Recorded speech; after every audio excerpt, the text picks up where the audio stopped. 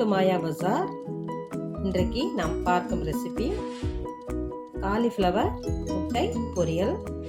கடாயில் 2 டீஸ்பூன் நல்லெண்ணெய், 2 டீஸ்பூன் தேங்காய் எண்ணெய் ஊற்றிருக்கேன்.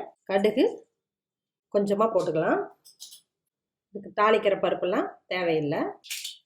பச்சை மிளகாய் 3, சின்ன வெங்காயம் 10 நல்லா பொடியாக நறுக்கிக்கணும். இஞ்சி சிறிய துண்டு, பூண்டு 4 பல்லு பொடியாக நறுக்கியிருக்கேன். ஒரு நிமிஷம் ஃப்ரை ஆகட்டும். காலிஃப்ளவரை நல்லா பொடியாக நறுக்கியிருக்கேன், போட்டுடலாம். ஒரு நிமிஷம் ஃப்ரை ஆகட்டும். காலிஃப்ளவரை உப்பு மஞ்சள் கலந்த தண்ணியில் 10 நிமிஷம் ஊற விட்டு கழுவி வச்சுக்கணும்.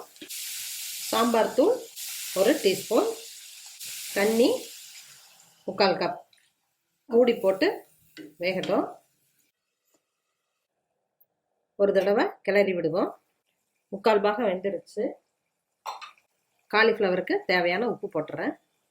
மூடி போட்டு ஒரு நிமிஷம் இருக்கட்டும். நான் சின்ன பூவாக தான் காலிஃப்ளவர் போட்டிருக்கேன், அதனால் 2 முட்டை போட்டிருக்கேன். முட்டைக்கு தேவையான உப்பு, மிளகு கொஞ்சம் அதிகம் போட்டுக்கலாம். இதை நல்லா பீட் பண்ணி எடுத்து வச்சுக்கலாம். தண்ணி பற்றிக்கிச்சு, காயும் வெந்துக்குச்சு. பீட் பண்ணி வச்ச எக்கை போட்டுடலாம்.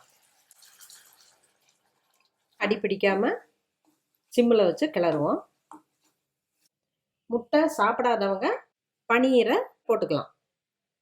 1 டீஸ்பூன் பட்டரோ நெய்யோ போட்டு இறக்கலாம். நான் பட்டர் போட்டிருக்கேன். பெப்பர் போடுறதுனால நமக்கு நல்லா காரமாக இருக்கும். காலிஃப்ளவருக்கு பதிலாக ப்ரோக்கோலியும் போட்டுக்கலாம், அதுவும் நல்லா டேஸ்ட்டு கொடுக்கும். நல்லா ஃப்ரை ஆயிடுச்சு. ஸ்டவ் ஆஃப் பண்ணிடுறேன். காலிஃப்ளவர் முட்டை பொரியல் ரெடி ஆயிடுச்சு. சப்பாத்தியோடையும் சாப்பிட நல்லாயிருக்கும். சாதம், ஃப்ரைட் ரைஸ், வெரைட்டி ரைஸ் எல்லாத்துக்குமே இது காம்பினேஷன் நல்லாயிருக்கும். குழந்தைகளுக்கு ரொம்ப பிடிக்கும். செஞ்சு பாருங்கள், சாப்பிட்டு பாருங்கள். தேங்க்யூ.